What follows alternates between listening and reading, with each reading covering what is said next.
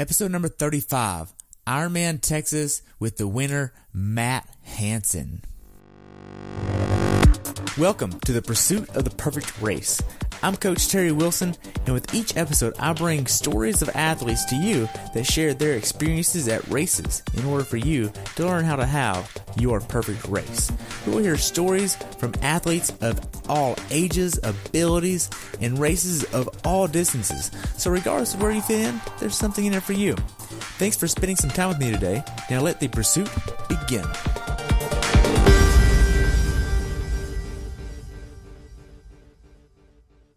Hello everyone, and welcome back to the Pursuit of the Perfect Race. Today I have the pleasure of talking with my friend Matt Hanson. Matt is the overall winner of the North American Ironman Championship. This race took place on April 28, 2018 in the Woodlands, Texas. The temperature on race day was 70 and rose to 84, and the water temperature was 71. Matt is the owner of Matt Hanson Coaching. I look forward to hearing about your race. Welcome back to the show. Thanks for having me on again. Good to be back. Awesome. So after last year's win at Ironman Texas, when did you decide to go back to defend your title? I've done Ironman Texas 6 times now. It's kind of as long as I can fit it into my race schedule. It's a race that will probably always be on the schedule. Nice. So how was your training going into this race? I was specifically training for the race starting, as soon as Kona got over. So I had a really good build. Julian and Matt Botchell had a really good build for me, had a good program laid out. And I was able to execute on pretty much every day, leading throughout the entire build. So I definitely was feeling good coming into the race. Great. Now, from the time we talked about your race at Campeche to now, did you miss any training? I mean, I alter my workouts because of travel and everything, but coaches know that. That's the part of having a coach. They adjust based on your schedule that you have and everything. So I never miss training, but it's travel, so obviously it's different, if that makes sense. Yeah, it does. So when did you actually start getting down to the Woodlands? I got down to the Woodlands before Galveston, so April 3rd. I went down to the Woodlands, and I was there all the way through the race. Okay. So your biggest week going into the race, how many hours were you training that week? I got no clue. I don't pay any attention to that. I just execute my workouts, and I focus on the here and now. I don't look at totals. I think if you do that, you start chasing numbers and chasing time. What I focus on is how did I execute today? So I spend a lot of time looking at today's workout and how did it go? How did I do? I analyze the workout, and I'll look at kind of the overall build every now and then, but really I don't look at weekly totals or anything like that. I never look. It's not important to me. I trust my coaches and trust their process. That's their job. I try to leave their job to them. My job is to execute the workouts, so that's all I focus on. Gotcha. Now, I know you're coming from up north and staying in the Woodlands. Did getting down to the heat help you acclimate to the heat and humidity? We didn't have any heat in Texas at all leading into race day. It was beautiful weather training-wise. I mean, it was usually low 70s, high 60s, a lot of mid to high 50s on the training days. So going into the race, I told my wife that if it was perfect training weather, I'd be ready. If not, it might get interesting at some point. And I definitely think that the weather for Ironman Texas was about as perfect as it can get. Awesome. So now then, when did you actually start realizing that you were tapering down into the race? Did you have a 10-day taper going into it? The way the pros taper is so much different than age groupers. I really don't even, know, there's not a point where it's okay, all of a sudden your taper starts. As an age grouper, it's okay, 2 weeks out, you have your last big long workout. Then it's a switch goes off and there's a taper. Or, I had a 3-hour ride the week of, I think a 13-mile run the week of. So it's just a very different concept. So, we started backing off at some point, but there's not I am tapering now kind of moment. Oh, wow. And it was a little bit different because I raced Galveston, which was typically later. I would usually not race that close to a full beforehand. I think Galveston was 3 weeks. I would usually want to be 4 weeks or before.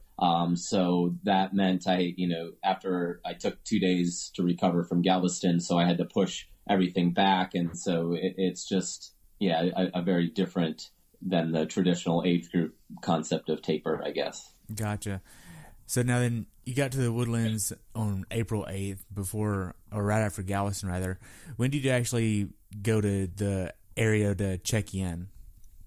For the race? Yeah. I checked in right before the pro meeting on Thursday. Oh, wow. So how was that process for you? I walked in and signed my name and signed all the papers. I mean, it's the exact same process as all the age groupers. I did have a couple sponsors who had a booth at the expo, so I was able to stop in and say hi to Normatec, and then stop in and say hi to Quintana Roo as well. Was able to drop my bike off at QR and have them go through everything, make sure it was all working perfectly. And then, it was a quick and easy process. The nice thing as a pro is we typically don't have to wait in line. They have a separate table for us, so we can just walk right in. It takes about 3 minutes to sign all the same papers and then get our chip, and we're out the door. Nice. So what was your mindset going into this race? Same as it is every race. Execute. That's all I ever try to focus on, is executing a game plan. I typically race better when I'm not focusing on the result, when I'm focusing on just what I can control. You can't control what other people are doing. It's just about making the best plan possible and then executing that as best as you can. Wow. So now, do you have a certain meal that you try to get the night before the race? Yeah. I mean, down in the Woodlands, I have a homestay, and I've stayed there for quite a few times, and quite comfortable there. And Rich, the guy I stay with, his race there was racing Ironman Texas as well, and he has the last couple times. So we've kind of got a tradition. I grill chicken and rice, and then have my family, whoever's down there, over, and we just sit around and just relax and watch the Gladiator movie typically, and then go to bed. Nice. So what time did you try to get up on this morning? I usually get up 3 hours before the start, have some breakfast, or drink my breakfast, which is always 2 servings of First Endurance Ultragen, and then I go back to bed for an hour or so, and then get up. I got up I don't remember what time I got up, but I got dressed and was at the transition about 5 o'clock. Okay. So now, once you got to transition, did you have any issues with the bike or setting up your gear or anything? No, I'm able to bring my bike in race morning, so all that was done before I left the house. So I knew right away that everything was going to be fine. So it was just a quick drop the bike in transition, drop my bags. Everything was already set perfectly the way I wanted them to. So literally that's a no-stress morning. Then I was able to go for a run, come back to transition, check the tires one more time, make sure I didn't hit anything as I was wheeling the bike in to transition or something silly like that, and then walk down to the start. Okay. Now, you mentioned your tire and your PSI. How much PSI were you riding on that day? I usually put 98 in. Okay. And you're still using zips? Yeah. Yep. I use zip 858 NSW on the front, and then the disc on the back. Okay. So you get to the swim start. The swim start's about a half mile, 3/4 of a mile away? Something like that, yeah. It's a 15-mile walk. Okay. Did you... Or 15-minute walk, sorry, it's not mile. Minute. Now, did you wear shoes over there and just pass them off? Yeah, we can bring our morning clothes bags and drop it off there. So I didn't have to change before going down there, so I was able to take care of all that stuff down there. Nice. Now then, before the race started for you, did you get in the water and kind of do a pre-race swim? They at Texas, it's an early season Ironman, and they're, with the 17-hour cutoff, they have to have all the people in with the rolling start and all that stuff. So, the pros start at like 6:25, and it's not very light at 6:25. So they didn't let us in the water until about 6:21. So we didn't really have much time to warm up, and that's just the way it goes. You have to you have to be ready for that. That's why I went for a run beforehand. So I was able to go for a run, get my swim skin on, and everything relax a little bit as we're waiting to get let into the chute, into the water. So how did the swim go for you? It went fine. I didn't start very well. I actually went out too fast, and around the 400 to 500 mark, I just got really tight, wasn't able to hold a good form, and I fell out of the front pack, which last year I was able to hold the front pack for over half the race. So definitely wasn't what I wanted, but I was able to recover after a couple hundred, maybe another 100 or so, and then still get right back into it. And I still ended up swimming about the same time as I did last year. And to do that, somewhat alone is good. It shows that I'm still going in the right direction. I just have to get better at executing the swim start, especially. So that's something I'll be working on over the summer with some of these 70.3 races that I'll do as we go. Right. Now, you're still using the Onway kit. We're using a swim skin this time? Yeah, wore a Zone 3 sleeve swim skin so I can keep my kit up on the shoulders. So, it works out really well. Makes transitions very easy, so can't complain. Okay. Now then, as you got out of the swim, there's a few stairs there. Then you take a hard left, and then you go up the ramp, get your bag, and then go into the changing tent. How was that for you? Did you use anything in that bag? Well, I kept my helmet in the bag and my sunglasses so I could have my helmet on and strapped and everything before I got to my bike. Some of the pros put their helmet on their bike. Actually, a couple years ago, a couple people got their sunglasses stolen out of this transition when they did that. So it wasn't a risk I was willing to take. Plus, I thought it was a little bit faster to be able to have everything on as I was running rather than stopping at the bike and trying to put it on there. So, that's all I had in that blue bag. Threw my swim skin off, threw it in the bag, and got off onto the bike. Gotcha. So shoes were on the bike already. Okay, so you did a flying mount then? Well, I did my version of a flying mount, which is not very fast, but that's all right. Right. I'm not an ITU transition kind of guy. Right.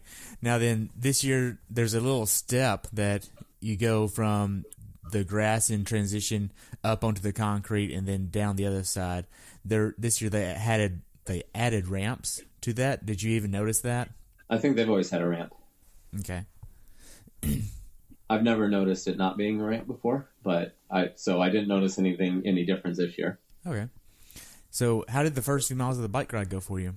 Fine. I mean, I was riding alone for the first 75 minutes or so. The first few miles are, weaving through out of town, but they were fine. My body was feeling good. My heart rate it came down really fast, faster than it has in the past. Typically in T1 is where you're going to hit your highest heart rate of the day because you go from swimming hard and in a prone position to standing up, and all of a sudden your body has to fight gravity to get the blood to your brain, and it freaks out a little bit, and it tells your heart to start beating pretty fast. And you're trying to sprint through transition, you're scrambling anyway. So it usually takes me a few minutes to get the heart rate back down, but it dropped really fast, which was a good thing. And then I was just able to get on to target power, and I was feeling really good and knew I had about 3.5 minutes to the chase group. So I bumped it up quite a bit, and I rode very aggressively for the first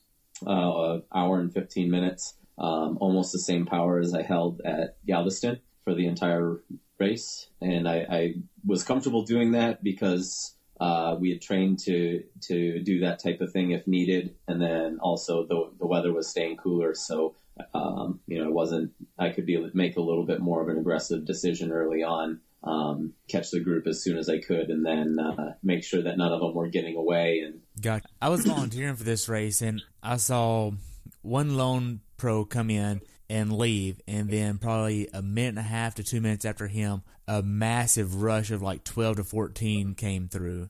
And then you were with a group of, I think, 4 or 5 whenever you came through? I think there were 4 of us that came into transition together. I caught up with the group that got spit off the backpack I don't remember there being anybody off the front in the water, at least 90 seconds off the front. I think the front group, it's possible. I haven't looked too closely, but I think the front group was all pretty close together, at least out of the water. But yeah, I don't know that for sure. Yeah, I came in out of the water with a group of 4 and left. I didn't see any of them, I guess, the rest of the day.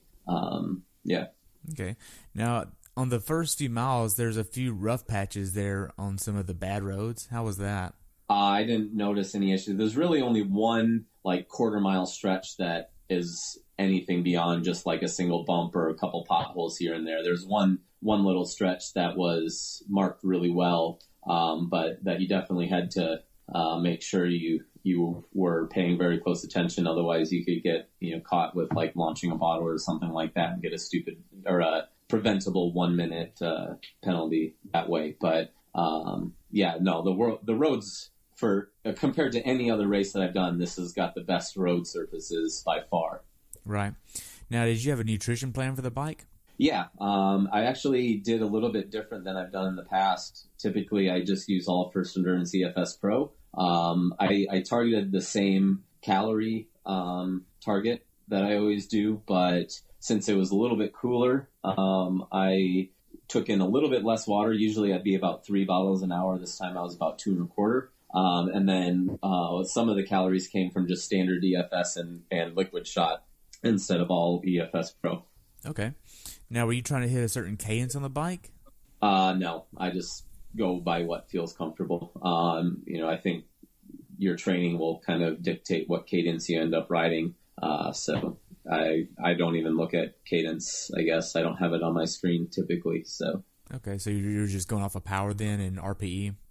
I was really, just for the most part going off of RPE. I mean, I was looking at power, but I didn't have, as I was chasing, it was just chasing on feel for the most part, making sure that I was listening to my body and making sure that more the heart rate wasn't getting out of control rather than the power numbers.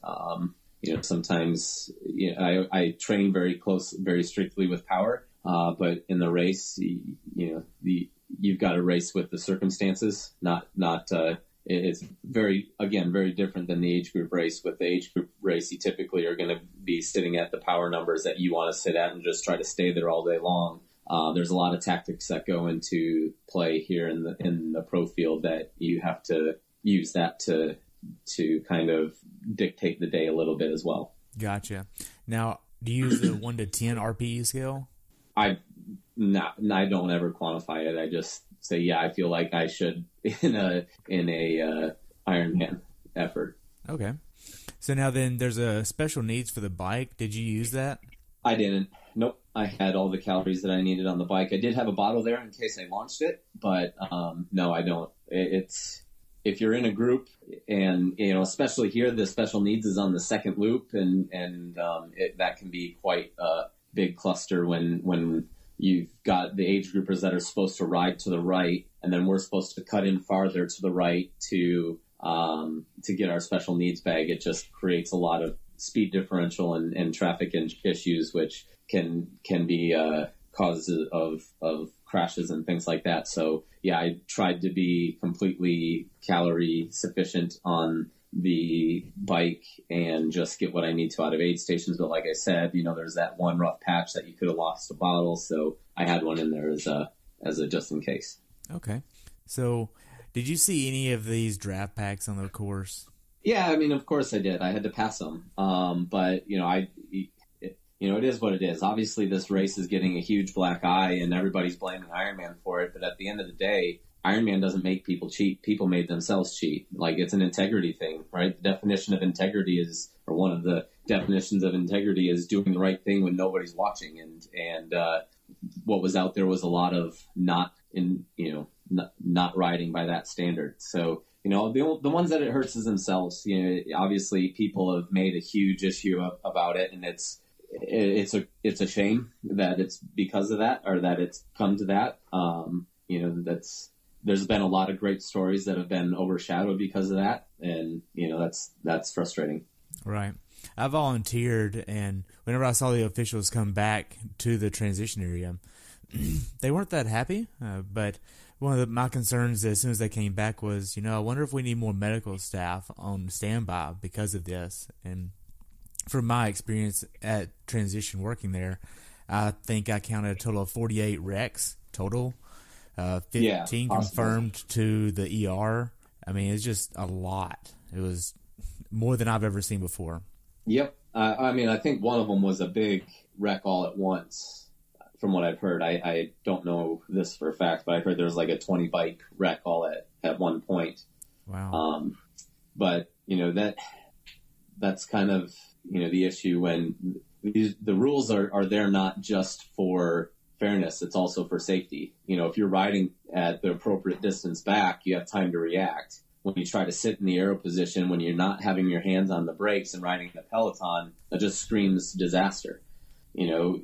Crashes happen in pro races all the time when they have their hands on the brakes and they're great bike handlers, and when it takes you, a half second to get to the brakes, that's too late. That's just a part of it. So again, Ironman can do a few things differently to try to promote people to do the right thing. But at the end of the day, you can't, how many motos does it take to govern 3,500 people or 2,500? However many were there. It comes down to, they need to be preaching integrity, not, first and foremost in my mind, but. Right. So to get back on track and not make this a whole drafting episode. So as far as executing your strategy for the bike, did you execute everything appropriately, you think? No, not at all. Going back to the day, I probably make the exact same decisions 99% of the time. I put in last year I caught up to the pack, and then I was able to get away from that lead group and come into transition alone. This year I definitely wasn't able to do that. And I tried to attack a couple different times. The first one came too early in the course. Everybody was fresh. And so it was pretty much a wasted effort in the sense that I didn't get away. It may have affected how they were feeling and affected them deeper into the ride. But, I put in a hard 30-minute effort and wasn't able to get rewarded by getting away. So, I'll have to kind of rethink the strategies that I did. Maybe I just didn't attack hard enough at first so people were able to hold on or I'll just have to rethink that a little bit, and talk with my coaches about that. But I did that a couple times, wasn't able to get away. And, and then I sat on the front of the bike for that group that we were in almost all the time. There was a couple points where I just basically stopped pedaling, and I got frustrated that no one else was willing to come through, and I just stopped pedaling and started looking behind me, and finally somebody came through, but that was very short-lived. I think one of the reasons I definitely was respecting Andrew and the run that he can put out. I don't think a lot of other people were. I had just raced him, a couple weeks before in Galveston, and I ran out of real estate to catch him. I was putting in a lot of time on him on the run, but it just wasn't enough, and I didn't want that to happen again. I wanted to race to put myself in the position to win. That's the race plan that we had out, and that required limiting the losses to him. And I figured he could go 750 if all things went according to his plan, and that's exactly what he did. So again, strategically it probably wasn't the right move in hindsight, but I probably make the same choices most of the time to kind of try to push the pack forward on my own as much as I could, and not let the guys up front get away. Right. Now, as far as the last few miles on the bike, did you do a type of transitional cool down to prep for the run? Well, my transition, I typically wouldn't, but there's a lot of turns going into the last 8 miles or so, and my bike handling skills are atrocious. So it kind of has a built-in cool down period, since the guys behind me are able to hold a lot more speed in their cornering and things like that. So I went from sitting on the front of the pack to, every time you get past, you got to stop pedaling and let the guy get in front of you legally. So I was moving back in that group. I think I came in probably fourth in that group or something like that. So, every time that happens, I got a little bit of a recovery period, I guess, when I had to wait to go back to the legal draft distance. But it wasn't a planned thing. It just kind of happened that way. Okay. Now, at this point, were you experiencing any GI issues or cramping at all? No, I was feeling good. I got off the bike feeling that I did exactly what I needed to do. I minimized the losses to under 20 minutes, which seems like a huge gap, but I didn't think we could give him anything more than that, give Andrew anything more than that. And then basically, the legs were feeling good. Right when I got off the bike, and I feel a little bit tight. You always feel a little bit awkward as you jump off the bike after riding for over 100 miles, but the stride came back as soon as I left the change tent, so all was good. Nice. So how was T2 for you? Oh, pretty seamless. I mean, it's nice and full. They have chairs for you to sit down in, and they have people there volunteers there to empty your bag out, and it makes it pretty easy. I put the compress sports sleeves on, so I was a little bit slower than a couple of the people through transition, because putting those calf sleeves on takes 10 seconds or so on each leg. So, but I got those on, got my socks on and shoes on, and was out the gates. Nice. So now then, the first few miles of the run, how was that? First mile of the run, I could see a lot of good runners in front of me. Brent was there, Will Clark was there, Ivan was up there, Van Berkel was up there. So those were the guys that came out just in front of me. So I went to the front of that group as soon as I could, which was basically in the first half mile. I moved into third place, but Ivan decided to just come in and sit on my hip. And so basically he shadowed me pretty much the next 25 miles or 24 and a half after that. So he was there every step of the way.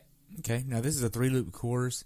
Is there any hills or any rough terrain that someone should be aware of? No, it's a flat course. The only kind of awkward part of the course is you start out, you run down a sidewalk, and then you do an out and back there. And then I don't know the exact mile. About a half mile in, you have maybe a 20-foot grass embankment that's somewhat steep that you have to punch up. And the first time you do it, it feels fine. The second time, it's like, yeah, that sucks. Third loop, that's pretty miserable to get back under your stride. I mean, it's short. It really is, but it just changes your stride so much, and it just, you've got to really focus on getting back into your stride after that on the third loop especially. Gotcha. So miles 8 through 15, you pass special needs on the run. Are you getting anything there that you? No, you can only get special needs once. Okay. So I was planning on leaving it for the third loop if needed. I ended up not using it at all, but I carry a flask of EFS liquid shot with me, which has got 400 calories in it. So, that got me through the entire run beyond the Coke and the Red Bull that I would take from the aid stations. Okay. How was the support on the course for you? That's why, one of the reasons I love Ironman Texas so much. The 3-loop run course and then just the atmosphere on the waterway is pretty special. There's no other U.S. race that's like that I've ever done anyways. It's just, there's some dead spots on the back part of the course, basically where the sun comes out and it's the hottest. Nobody wants to stand there. But for the most part, there's just, most of the course is just lined with spectators, which makes it a lot of fun. That's awesome. So the last few miles, say like from 18 to 24, were you starting to get tired at all? Of course. I was running a little bit harder than I had planned on. I moved into the lead right before I passed Andrew right before the start of the third lap. At that point it was pretty clear that it was just going to be a battle between Ivan and I. And it turned out to be a cat and mouse game a little bit. My first mile, I think the first 17 miles were all under 6 minutes, by a significant margin. I think the 18th mile that I had was my first one that was over 6, and I think it was a 6:03 or something like that. So we were running hard. And at the start of the third loop, my coach was on that little out and back, and she yelled at me to start thinking of a plan, and a plan to try to break away from Ivan. And that's something that I've never had to do in a race before, is actually try to make a surge on the run and break away from somebody. So that was a little bit new territory for me, but we'd done enough practicing those scenarios or structuring the workouts to be ready for those scenarios if they ever do come up, to be prepared. So my plan was to go a little bit earlier than I actually did, but my body just wasn't letting me do it. I started to tighten up a little bit at the end. The last from mile 20 on, I was kind of fighting off, just making sure that I wasn't going to cramp, and just trying to keep the stride as good as possible, and just make sure that I looked a lot better than I was feeling. Right. Now then, were you going off of a certain heart rate or pace or anything like that, or was it just really No, I didn't. I really didn't look at my watch at all. This race, I usually would go off of try to use my watch to limit the paces, to make sure I don't go out too hard too fast. But again, on a day like this, it's you've got to use strategy, not just a plan that like you're racing by yourself, because you're not. You're racing. At that point, I was racing to win, and so you have to take risks and be willing to accept the consequences, whatever side of the coin they fall on. Right, because you're really just going for it, pretty much all out those final few miles. Yeah, I mean, it's the final few miles were the slowest ones of the day. I think the slowest mile was about a 6:20. That was mile 24. And it didn't feel good.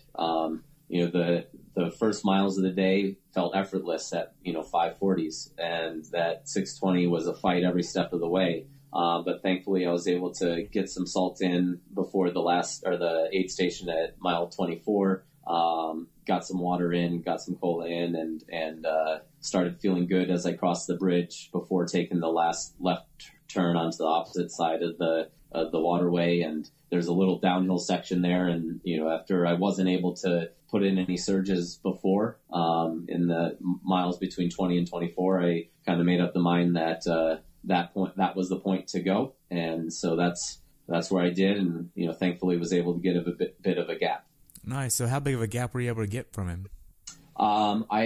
At the time I had no idea, but I put in about 3 seconds on that little downhill section. And then, I could see, I couldn't hear him breathing anymore. So I thought I might have got away a little bit, but I didn't know how much. And then we go to one final little turnaround where you can see what's coming behind you. And at that point, I think I probably had 4 or 5 seconds on him, maybe less, and decided to just put 100 meters as hard as I could go and try to just kind of break the elastic once and for all. I knew he was an ITU guy, and I didn't want to give him a chance to come up and either get into a sprint finish with me or pass me on a sprint at any point. So I wanted to make sure I did the work as early as I could and still be able to get to the finish line. So again, it was a risk to run at that pace the entire time, but it turned out that it took pretty much every second of that. Wow. So mentally, how hard was this race for you? It was definitely the deepest I've ever been, at least been in a long, long time. It takes that type of situation to be able to dig that deep.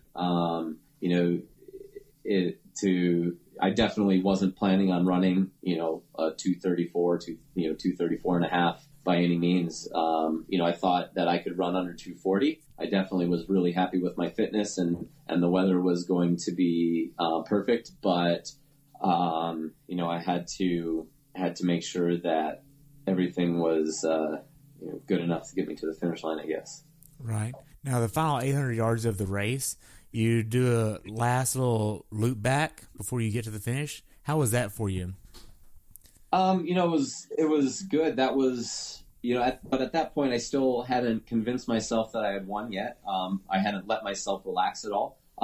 It was really just keep the hammer down, and make sure that, at that point it's mine to lose instead of having to fight for the win. So, I didn't want to do anything that lost the race at that point. Okay. Now then, once you actually get on the red carpet, did you realize that you had won?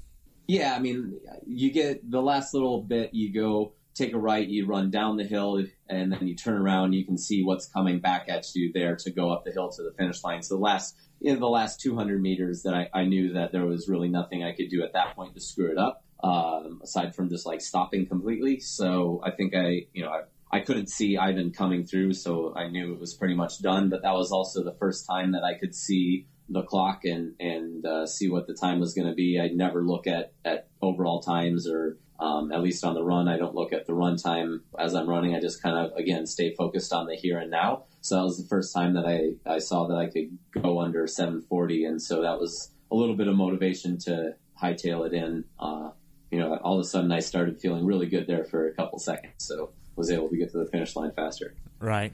So how was the finish line for you? You got to break the tape. Breaking the tape is always awesome. But the better part is when you meet your wife at the finish line 2 seconds afterwards. She sacrifices a lot to make this journey possible, and so to have her be there to celebrate with me immediately is an awesome thing that I'm glad Ironman allows to happen. This year she got a little excited. I think she was probably mentally a little bit more drained than I was from the day, and she pretty much tackled me. I about went down when she ran up to me, but it was good. You can't replicate those moments. That's the most addicting feeling in the world, is the hug after you win something like that. Nice. Now, after that little bit there, which is amazing, did you wait for Ivan to come in to talk with him? Yeah, I mean, that was a heck of a battle. You got it, and it wouldn't have happened without him, and it wasn't, so you've got to give props to him for what he did as well. I mean, he still had an amazing run and an amazing time, and, it just happened, both of us, that brought the best out of me. So, regardless of, what his, background is, it brought the best out of me. So nice. So how was your recovery process right after the race? After the race, you have to go to the media stuff right away, do the champagne ceremony, which I absolutely got owned on. Not very good at popping the corks. Don't have much experience there, I guess. And then have to go to drug testing. Went and sat in the Normatec boots for 20 minutes. Our coach Julie came and sat in the boots next to me, and we debriefed while starting the recovery process, which was nice. And then I went and got a massage. One of the best parts about being a pro is you get to the massage tent early, so the people have been hanging around for a couple hours and anxious to get started, and there's no line, so you typically get a few extra minutes in that area, which is always appreciated. Then I hung around. I had a lot of athletes racing that weekend that were coaching, or my coaches are coaching, or that I was coaching, so I hung around and brought a lot of them in, and then I got to give the awards for the final hour of the race as well, which is always an amazing experience and another tradition that I'm glad to see Ironman has kept doing. So my recovery really didn't start till the next day. I'm pretty amped up when I get home. I got zero sleep that night. Went and swam with Tim and Magnolia the next morning. He brought some breakfast tacos. That was great. Had second breakfast when I got back home, and then had lunch when I got to the awards ceremony. So the next day is kind of a Hobbit lifestyle where you have like 20 meals, and that's when the real recovery actually can start a little bit. Nice. So how was the awards ceremony for you? Good. It's good. It's always tough to, I was mentally, just exhausted by that time, and then try to think of something coherent and meaningful to say in your awards ceremony or more awards speech, and not forget anybody that you need to thank, and to, try to not make it so boring that, the crowd hates you and wishes you never win again. And, all that stuff is, it's a little bit intimidating sometimes, but no, it was all good. Nice. So what's something that you learned from this race that you'd like to pass on to someone that hasn't done this race before? About this race specifically, or just about racing in general, or this race specifically? Tough question. I've done this race 6 times now, and obviously every race is a learning experience. This one for me was much more learning from the tactical side of things. But in terms of the age group race, it's race with integrity. That would be my biggest piece of advice. Otherwise, you'll find somebody will come after you on Slow Twitch or any other social media. They don't like people who they perceive aren't doing things the right way. Gotcha. So how can athletes follow you? I try to make it easy. All of my social media is at Matt Hanson Try. That's Hanson with an O, and Matt Hanson Coaching as well. So both Instagram are that, and then you can find Twitter and Facebook the same way. So awesome. Now we've covered a lot. Do you have anything else you'd like to add about your race? Not that I can think of. I did. Obviously the race has been kind of marred and mauled with a bit of a black eye, and like we've said, there's definitely things that can be done better. But I really hope that once the dust settles, that the stories that really should have been focused on during the race, after the race, get the attention that they deserve. I mean, Mel Hauschmidt winning 3 regional championships on 3 different courses, that's an outstanding feat. I think that the athletes are, as pros, we're going to choose the course profile that kind of fits our strengths the best. And, Texas right now out of the regional races is the one that fits my strengths. And, for Mel to do that on 3 different, courses is outstanding. You've got Matt Russell and Will Clark coming back from some significant injuries. You've got Andrew's bike split, and all these stories were just completely lost in the wash because of all the mudslinging and negative attention. And so I hope that at the end of the day, they really get the attention that they really deserve. I mean, the sport needs it. We're in this day and age, we're so apt to want to focus on the negative things that we just, we lose these things, and just everybody here is, it just, things get so negative so fast, and it's so easy to focus on that. But, why not just say, yep, that happened. We got to do something to fix it. And, also, hey, this is what happened as well that day. There's some amazing stories. We need to do that. So, or to give them attention. But that's my little soapbox for the day, I guess. Nice. Now, a little bit on that. What could Ironman have done to make your experience better at this race as an athlete?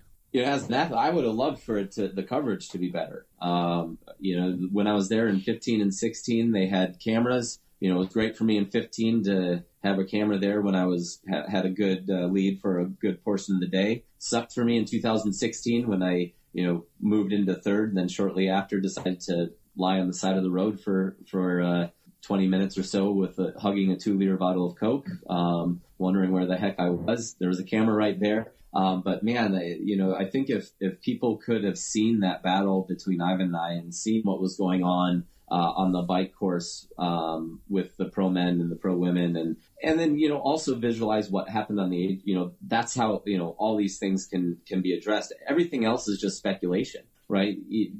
If they can see it firsthand, it becomes a lot easier. And I think that would help with the age group thing as well. If they know that, there's a lot of cameras out here, they're probably not quite as likely to ride the way that they did.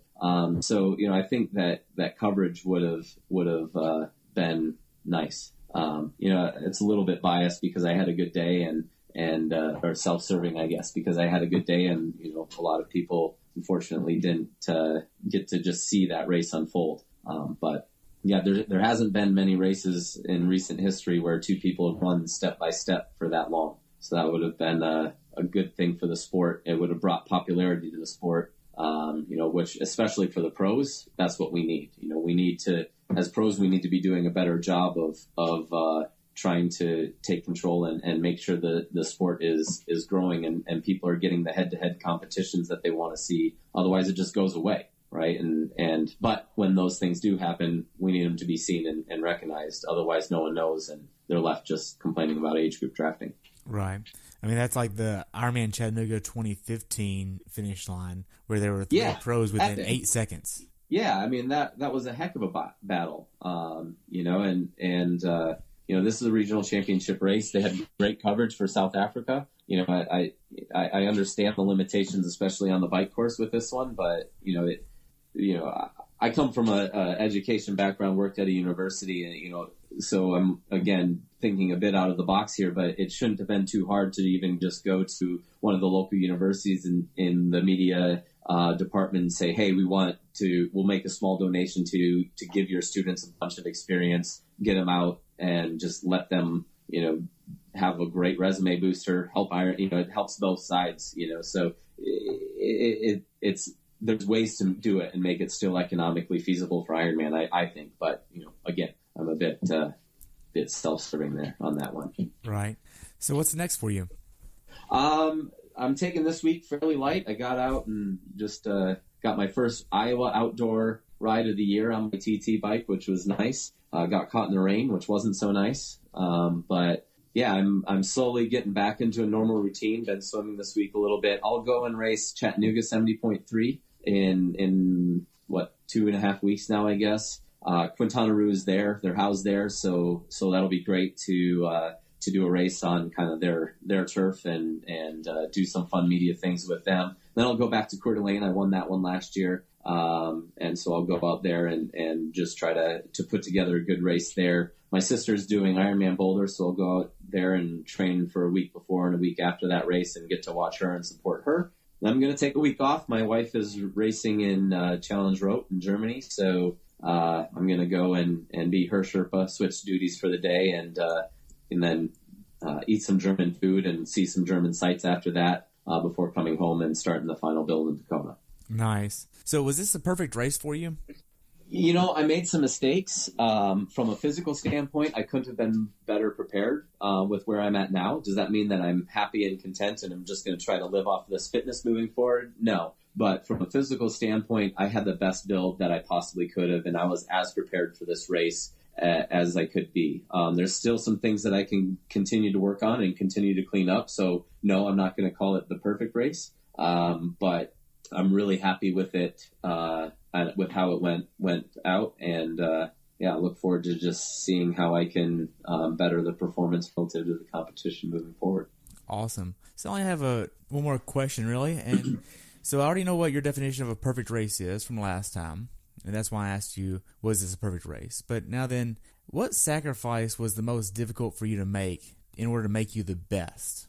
First of all, I was just the best in that race on that day. I don't think that I'm the best triathlete of all time by any means. I just happened to be on a fast course on a fast day and have the perfect competition to create and the perfect weather to promote fast racing. So let's, I don't want to be slammed for, people thinking that I'm arrogant enough to think that, I'm never going to lose by any means, because that won't be the case. But, the travel is hard. I'm away from home a lot, and it's tough. Leading into this race to do what I felt was necessary to put myself in the best position to win. I was gone for 3.5 weeks, and it was 3.5 weeks where we got snow about 6 times, and my wife had to take care of all that here on her own, and and take care of the dogs, and while she was having her busiest time of the year with her career as well, and that's tough. It is, and that's why I'm just so lucky and know how blessed I am to have her support behind me, and it's been tough at times, but I couldn't do it without it. So that's the biggest one. That's really great. Well, thank you so much for sharing everything. I've enjoyed hearing about your race, and I look forward to following you. I'll actually be at Chattanooga 70.3 next in a few weeks as well, so I'll see you there. Sounds good. Awesome. Well, thank you much. You have a great day, okay? Yep. Right. Sounds good. Thanks for tuning in today. I hope you were able to learn something from today's episode. If you enjoyed the show, please take a minute to leave a review on iTunes or share it with a friend. Be sure to subscribe so you never miss an episode. If you'd like to see pictures from this athlete's race, learn more about who I am, what I'm doing, or be on the show yourself to share your story, check out my website at CoachTerryWilson.com. Until next time, continue the pursuit.